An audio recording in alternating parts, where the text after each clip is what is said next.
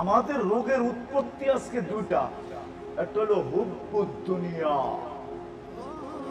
দুনিয়ার অগাধ ভালোবাসা, আরেকটা হলো লম্বা লম্বা আশা। লম্বা লম্বা লম্বা বলে 1 মিনিটের নাই ভরসা, কিন্তু কর্মে দেখা যায় উনি আরো 300 বছর বাঁচবেন।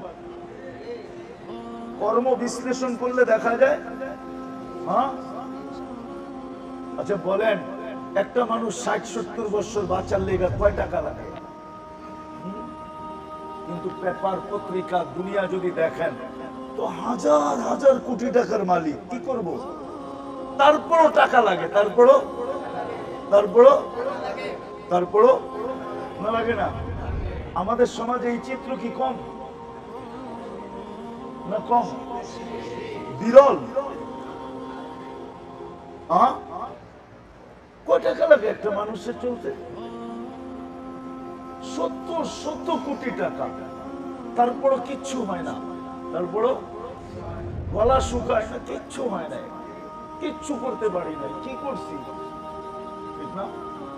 লম্বা লম্বা আশা, যদিও বলে 1 মিনিটের নাই ভরসা, কিন্তু ওনার কর্ম দেখলে মনে হয় উনি বাঁচবে 3000 বছর।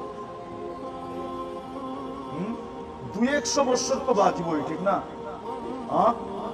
লম্বা লম্বা আশা আর দুনিয়ার ভালোবাসা, এই দুটা হলো আধ্যাত্মিক রোগের সবচেয়ে বড় মূল নীতি।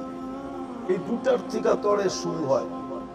প্রথমে এই দুটা হয়, তারপরে আধ্যাত্মিক রোগ হইতে থাকে। হইতে হইতে আমি শেষ সীমানা বলতেছি।